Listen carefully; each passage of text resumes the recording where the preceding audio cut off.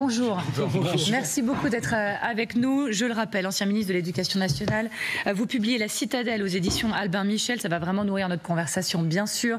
Vous revenez donc sur votre expérience passée rue de Grenelle, qu'on a aperçue il y a quelques instants avec la passation de pouvoir en cours de ce côté-là. Vous avez écouté avec attention, j'en doute pas un instant. Vous avez passé 5 ans dans ce ministère, on va y revenir. Et vous allez revenir aussi sur les leçons que vous tirez de votre passage auprès de ce président Emmanuel Macron. Tout d'abord, on a vu effectivement ce tout nouveau gouvernement se réunir pour ce qui ressemble à un conseil des ministres, mais qui n'en est pas un petit déjeuner autour de Michel Barnier. Quel mot vous utilisez pour le qualifier, ce gouvernement, aujourd'hui ? Celui qui me vient à l'esprit, c'est de salut public, puisque la situation est difficile. On l'a beaucoup dit s'agissant de l'équilibre des comptes. Elle l'est aussi à d'autres égards. On a parlé de l'ordre public tout à l'heure.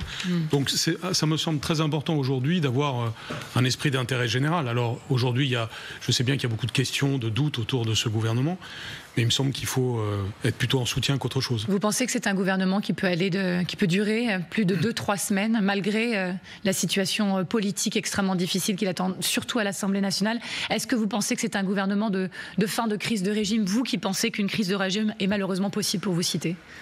Justement, il y a le diagnostic et le pronostic. S'agissant du diagnostic, on peut souligner les éléments de fragilité, vous le faites, beaucoup le font, et bien sûr qu'il y a des éléments de fragilité, et c'est lié à la façon dont les choses sont structurées à l'Assemblée nationale, et je ne reviens pas sur les événements des 3 derniers mois. La situation, elle est fragile, il n'y a aucun doute. Après, je ne pense pas que dans l'analyse ou même les idées que quelqu'un comme moi peut formuler, il faille en rajouter dans cette fragilité. Il faut au contraire espérer que justement le gouvernement de la France serve l'intérêt général. Mais quand même, on est là aussi pour se plonger dans vos mots et dans votre livre. Oui. Dans votre livre, vous dites « Quelle sera l'anthropologie du macronisme ? De sémillants trentenaires technocrates ou intrigants, les yeux rivés sur les sondages et les écrans pour piloter à vue sans culture, sans vision et sans valeur ?» Est-ce qu'avec l'arrivée de Michel Barnier à Matignon, vous dites que ça en est fini du macronisme? Est-ce que vous dites que c'est une bonne chose, que c'est salutaire même? Et vous différenciez les habiles des hommes ou des femmes d'État? Est-ce que vous dites, fini les habiles, on a enfin un homme d'État? Alors d'abord, s'agissant de la phase précédente, il faut la restituer, c'est avec un point d'interrogation. C'est vrai. Et c'est une question que je posais au président lui-même, en face à face, en lui disant, est-ce qu'il veut éviter que ce soit ça? Et c'est encore possible aujourd'hui. Je pense que la nomination de Michel Barnier, en effet, personne ne peut l'accuser d'être trentenaire.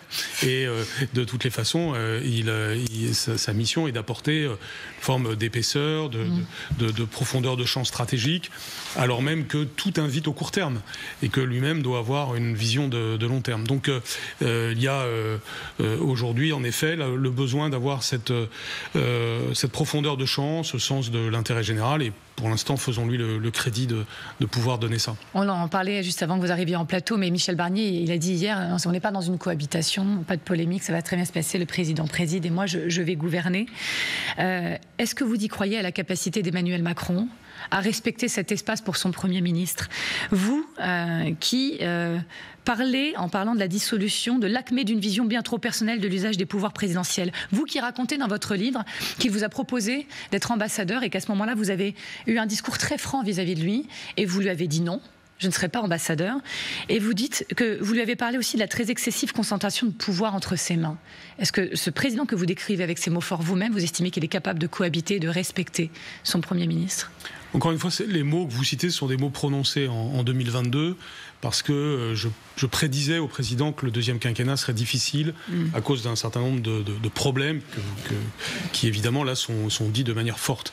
Ça n'enlève rien à toutes les choses positives qu'il a pu faire dans le premier quinquennat, et c'est justement ce contraste que je soulignais. Aujourd'hui, malheureusement, 2 ans plus tard, on a les suites de cela. Je pense que le président est obligé de s'effacer en bonne partie par la logique même de la Constitution. Vous le souhaitez? Bien sûr que vous le souhaitez? Oui, je le souhaite, y compris pour lui-même. C'est-à-dire, c'est pas sa pente naturelle, c'est quelqu'un d'actif et de dynamique. Mais chacun comprend bien qu'aujourd'hui, c'est à Michel Barnier d'être au premier plan. C'est l'intérêt de tout le monde, de la France et du président lui-même. Vous avez eu des mots tels que tel un ange déchu de la politique, Emmanuel Macron s'est mis à porter une lumière noire. On avance quand même sur... Vous soulignez les points les plus rudes, les plus raides, mais il n'y a pas que ça, heureusement. Non, mais je suis quelqu'un de très positif par ailleurs. Mais en effet, on a envie de vous entendre un peu sur ces mots-là. Je sais que c'est pas clair. Chacun va lire le livre pour voir que heureusement, ce qui est on va y revenir. C'est justement comment il y a eu toute une phase lumineuse et comment, dans un deuxième temps, les choses se sont un peu compliquées, en partie du fait de la crise sanitaire. On regarde en direct les images des passations qui se poursuivent et celle qui vous concerne le plus, ça se passe en bas de notre écran. Donc c'est toujours la passation de pouvoir rue de Grenelle, Nicole Belloubet, Anne Genetet. Certains, dans les syndicats, commencent déjà à parler d'une erreur de casting parce qu'elle est plutôt la femme des dossiers de défense, formation médecin. Est-ce que vous êtes sur cette ligne-là? Est-ce que vous êtes étonné par ce choix? Je vais être dans l'état d'esprit que je vous indiquais auparavant, c'est-à-dire là le but c'est de soutenir chacun, quel que soit son profil, qu'il vienne de la gauche, de la droite ou d'ailleurs, dans la réussite. On doit tous souhaiter la réussite d'Anne Genetet. Moi j'insisterai sur son profil de médecin. Vous savez, être un médecin c'est aussi avoir une vision complète de l'enfant. Elle a une expérience dans les PMI, elle sait ce que c'est que le sujet de l'enfance. Vous êtes bien gentil là, Jean-Michel Blanquer, avec votre, comment on dit, successeuse. Vous-même, vous êtes un pur produit de l'académie. Vous avez fait tous les postes dans l'administration de l'éducation nationale. Vous avez épaulé des ministres de l'éducation nationale. Nicole Belloubet elle-même était rectrice d'académie à un moment donné en Occitanie. Là, on a quelqu'un qui n'a absolument aucune expérience du monde de l'enseignement. Ça vous choque pas ? Écoutez, il y a deux cas de figure. Soit vous connaissez très bien le sujet et vous êtes prêt en arrivant, c'est un des cas de figure.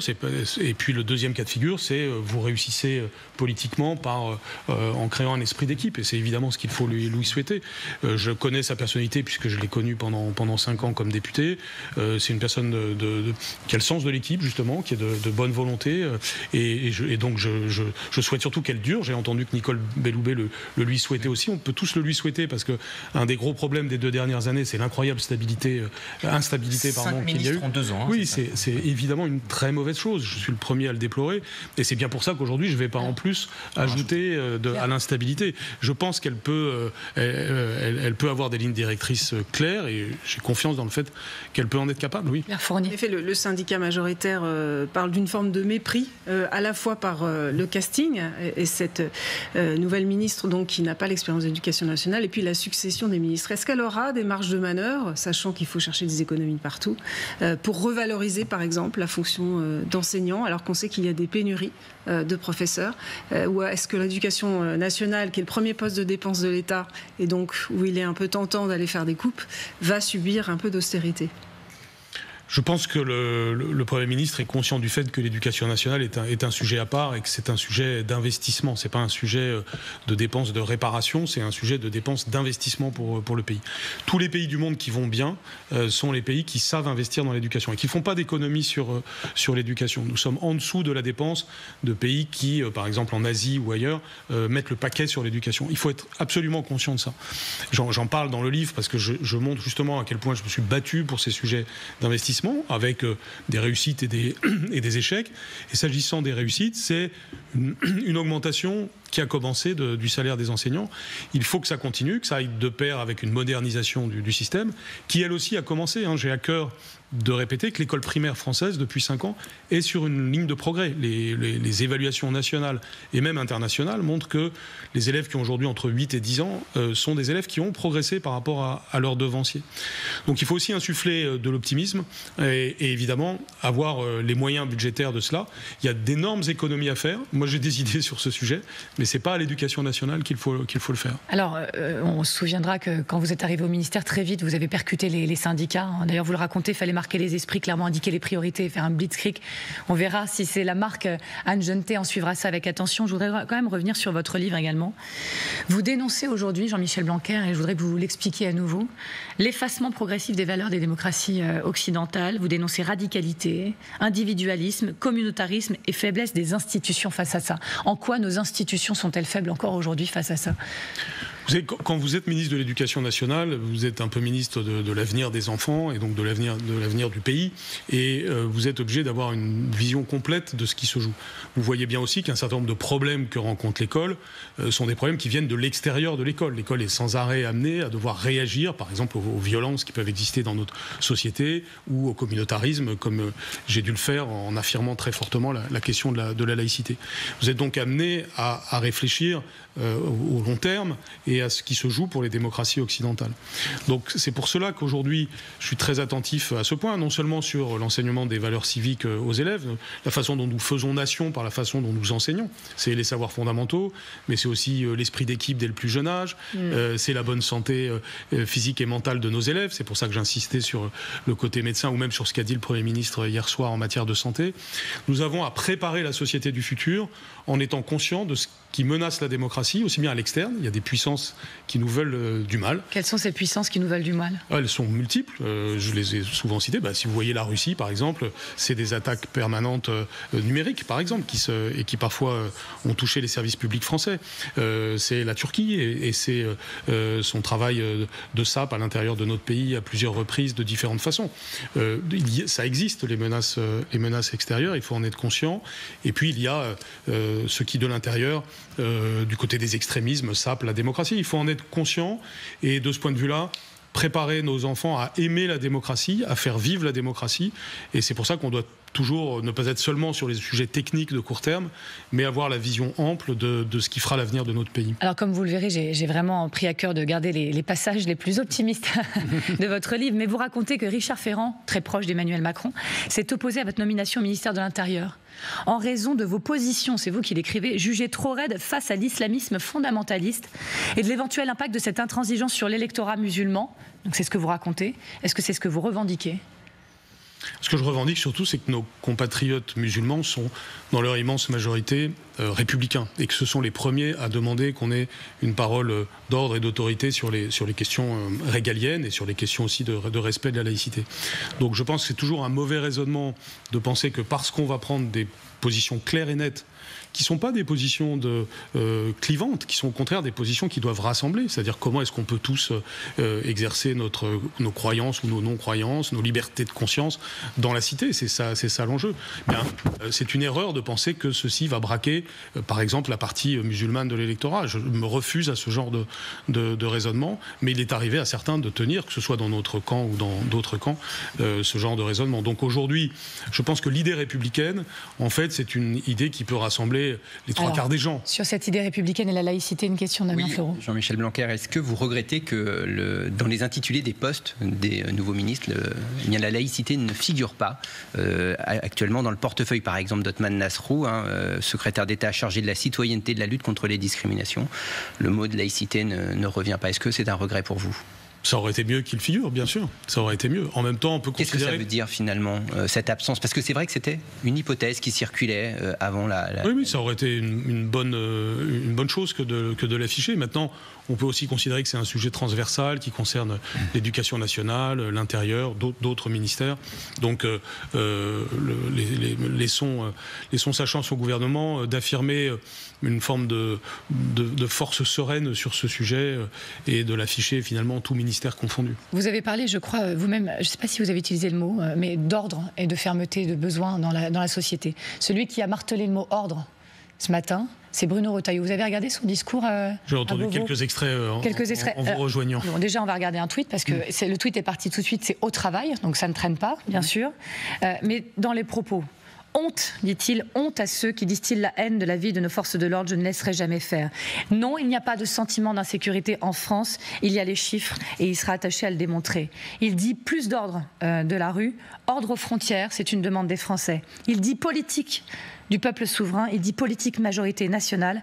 3 priorités selon lui, rétablir l'ordre, rétablir l'ordre, rétablir l'ordre. Vous êtes sur la ligne de ce nouveau ministre à Beauvau ? Ce sont des mots qui sont dans l'héritage républicain. On a besoin de l'ordre pour avoir la liberté. Celui qui disait ça très bien, c'est Clémenceau, qui a été un grand ministre de l'Intérieur aussi, et qui avait bien expliqué, alors même qu'il venait de la gauche, et même de la gauche de l'échiquier politique, à quel point on avait besoin d'ordre dans la République, sinon elle se fragilise. Vous savez, la Troisième République, elle s'est consolidée parce que, justement, on a su mettre de l'ordre. Et c'est quoi l'ordre ? C'est le cadre pour la liberté. Donc évidemment, il ne faut jamais opposer l'ordre à la liberté. L'ordre est la condition de la liberté, et un bon ordre est un ordre qui se traduit par la liberté. Donc oui, bien sûr, il est tout à fait clair que nos concitoyens réclament que tout simplement l'autorité de la République s'exerce. Ils veulent que nos policiers soient respectés, que nos professeurs soient respectés, et ce respect général dans la société, d'abord d'ailleurs pour les représentants de l'État, mais de façon générale de tous envers tous, ce respect, c'est une aspiration naturelle. C'est une erreur que d'avoir fait déporter vers la droite, et parfois la droite de la droite, cette aspiration. C'est une aspiration, on le voit d'ailleurs dans les enquêtes, qui vient aussi bien des personnes de gauche que des personnes de droite. Tout concitoyen a envie d'être dans un pays où on se respecte et où l'ordre est naturel et où les policiers peuvent faire leur travail. Il y a donc des choses en fait normales et naturelles, et il ne faudrait surtout pas cliver autour de cela. C'est au contraire quelque chose d'assez normal. Il nous reste 1 minute, messieurs, dames, je préfère prévenir. Oui, très concrètement, Jean-Michel Blanquer, vous étiez ministre le 16 octobre 2020, jour de l'assassinat du professeur Paty. 3 ans plus tard, jour pour jour, Dominique Bernard était assassiné également. On assiste à une passation de pouvoir. Vous étiez ministre de l'Éducation. Vous attendez des choses très significatives concrètement sur ce plan-là. L'entrisme de l'islam politique, du fondamentalisme à l'école et les moyens de lutter contre. Michel Blanquer. Oui, il y a beaucoup de choses ont été faites en la matière, notamment pour qu'il y ait auprès de chaque recteur d'académie des équipes qui puissent intervenir au service des professeurs et des chefs d'établissement ou même des parents d'élèves quand un problème de ce type est mentionné. Je crois que c'est important de rappeler qu'il y a des mécanismes de signalement aujourd'hui qui sont prévus depuis plusieurs années pour que personne ne se sente seul face à ce type de phénomène. Jean-Michel Il faut Blanquer, dire les choses et ensuite intervenir. Vous comprendrez aisément que nous retournions à Grenelle. Bien sûr, pour suivre la passation. C'est pas fini, peut-être. Non, on écoute les mots justement d'Anne Genetet qui prend maintenant ses fonctions au ministère de l'Éducation nationale. On écoute. De la transformer en confiance, puis en enthousiasme et enfin en bonheur. Pour cela, je crois beaucoup à la santé scolaire, grâce à l'ensemble de ses acteurs, médecins, infirmières, psychologues, AESH, assistantes sociales, tout autre intervenant. Et comme médecin, vous l'aurez compris, cette cause me tient à cœur et je la prendrai à bras le corps avec toutes ses difficultés. Car oui, l'école doit être le lieu de tous les bonheurs. Le bonheur d'apprendre, celui de transmettre, celui de forger des amitiés, de prendre confiance en soi, de rêver à un futur dont chaque élève serait le principal artisan. Le bonheur de la liberté, enfin. Sur cette route du bonheur de l'école, les défis sont nombreux. Beaucoup a été fait, mais j'ai bien conscience que beaucoup reste à faire. Et je m'engage à porter cette ambition avec détermination et bienveillance. Pour la lutte contre le harcèlement, qui est le combat d'une génération et qui prendra du temps, pour l'attractivité du métier d'enseignant et pour leur formation, pour l'école inclusive, sublime promesse, mais exigeante mission, et pour le niveau de nos élèves. J'ai noté d'ailleurs dans nos évaluations nationales que de premiers bons résultats étaient visibles pour l'école primaire. Et nous le devons à diverses mesures, comme le dédoublement des classes que vous avez évoqué, ou les plans de formation des dernières années, mais nous le devons aussi à nos professeurs qui, par leur travail au quotidien, permettent ces premiers progrès. Et je veux vraiment vous remercier du fond du cœur. Il est long donc le chemin de la réussite pour l'école. Il nécessite une vision, une méthode, l'implication de tous et du temps long. Vous l'avez évoqué. Le temps long pour améliorer le niveau général et diminuer les inégalités en sachant continuer ce qui marche et prendre de nouvelles mesures quand il le faut. Le médecin que je suis sera particulièrement attentif à une vision complète de la santé de l'enfant, santé physique et santé psychologique. Le Premier ministre en a parlé même hier soir. L'école réussira pleinement quand l'enfant y sera épanoui par son corps et par sa tête. C'est pourquoi j'insisterai tant sur les enjeux de santé, de sport et de culture. Avant de conclure, je souhaite que nous pensions à 2 artisans de l'école, 2 enseignants passionnés qui sont morts d'avoir enseigné, tués parce que professeurs. Dominique Bernard, Samuel Paty. Je sais combien vous manquez à ceux qui ont aimé, à ceux qui vous ont aimé, à vos élèves et à ceux qui, comme moi, comme nos concitoyens, ne vous connaissaient pas, mais continuent à pleurer votre absence. Pour vous, pour votre mémoire, pour votre héritage, nous allons continuer à agir. Alors voilà, mesdames et messieurs, ce que je vous propose tient donc en quelques mots. Relever avec humilité tous ensemble les défis de l'école pour qu'elle puisse enfin et pour longtemps renouer avec sa mission première, forger des républicains, bâtir des destins, apporter du bonheur.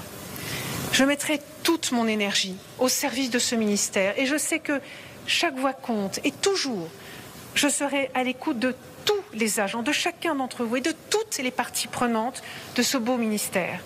Car c'est vraiment ensemble que je souhaite que nous agissions. Ensemble, vraiment tous ensemble. Soyons les artisans de notre école. Et vive l'école de la République. Je vous remercie. Et voilà pour cette prise de parole d'Anne Genetet, donc toujours avec Jean-Michel Blanquer. Vous connaissez mieux que personne Grenelle. Que pensez-vous de la ligne Genetet, si vous en avez déjà décelé une ? Le fait qu'elle insiste sur le mot bonheur me paraît très important. C'est un mot que j'avais utilisé en arrivant avec celui d'excellence et de république. Et je pense que c'est une bonne chose. On ne doit pas oublier que les enfants doivent être heureux à l'école. D'ailleurs, quand on fait des enquêtes, on a à peu près 90% des enfants qui disent qu'ils sont heureux à l'école. Il ne faut pas l'oublier, puisqu'on doit évidemment faire en sorte que les 10 autres % soient heureux, notamment lutter contre le harcèlement, développer, comme elle l'a dit, le sport, la culture, autant de choses qui font partie de l'épanouissement. Développer la réussite de tous, qui est quand même la clé du bonheur. C'est aussi à l'école qu'on est heureux, par les camarades, par plein de choses. Et donc il faut aussi le rappeler, parce que trop souvent dans notre pays, dès qu'on parle de l'école, c'est pour parler des choses qui ne vont pas, des catastrophes, des difficultés, et il y en a, et forcément, avec 12 millions d'élèves, il y en aura. Mais ce qui est très important, c'est aussi de savoir souligner, comme je viens d'entendre qu'elle le faisait, les réussites, qu'on doit d'abord aux professeurs. Par exemple, ce fait sur lequel j'insiste tant, qui est et je suis heureux qu'elle l'ait dit, c'est-à-dire qu'il y a des premiers éléments de progrès de notre école primaire, il faut le dire. Et donc, je trouve que lorsqu'elle insiste sur le bonheur, c'est-à-dire cette vision complète de l'enfant, et le fait qu'on doit être plus unis autour de notre école, qu'on doit avoir des discours positifs, ça se passe au quotidien. Par exemple, les parents d'élèves doivent respecter les professeurs, une ambiance de participation doit être là. Ça arrive d'ailleurs, dans beaucoup d'écoles, de collèges et de lycées, c'est déjà une réalité. Eh bien, ça doit devenir la règle générale, et c'est possible. Je le rappelais tout à l'heure, quand vous êtes entré au ministère, et vous l'assumez, vous l'écrivez dans votre livre, vous êtes entré dans le dur avec les syndicats. Je lui disais peut-être que vous lui conseillez la même chose. Je vous pose la question. Est-ce que vous lui conseillez, Madame Genetet, vous rejoignez votre bureau, rentrez dans le dur avec les syndicats, parce qu'il n'y a que comme ça que ça peut marcher? Non, je ne conseille pas ça du tout. C'était pas un but en soi de rentrer dans le dur. Je pense qu'on n'est pas dans la même situation. C'est un peu comme en rugby. Il faut qu'il y en ait un qui commence, et puis derrière, ça peut être plus souple. Je pense que là, elle a tout à fait raison de parler dialogue. Je l'ai moi aussi fait. Vous savez, on m'a parfois donné une réputation verticale, on va dire, mais en réalité, j'ai fait beaucoup d'horizontalité aussi, beaucoup de concertation. Et il faut le faire tout en ayant une ligne claire d'intérêt général, et il faut inviter les syndicats à participer à cette ligne claire d'intérêt général. Mais il ne faut pas dévier de la route sur des sujets qui sont clairement d'intérêt général, comme la hausse du niveau des enfants. Je vous remercie beaucoup, Jean-Michel Blanquer, d'avoir été avec nous en ce moment précis de passation de pouvoir à Grenelle et d'être revenu sur votre livre avec nous.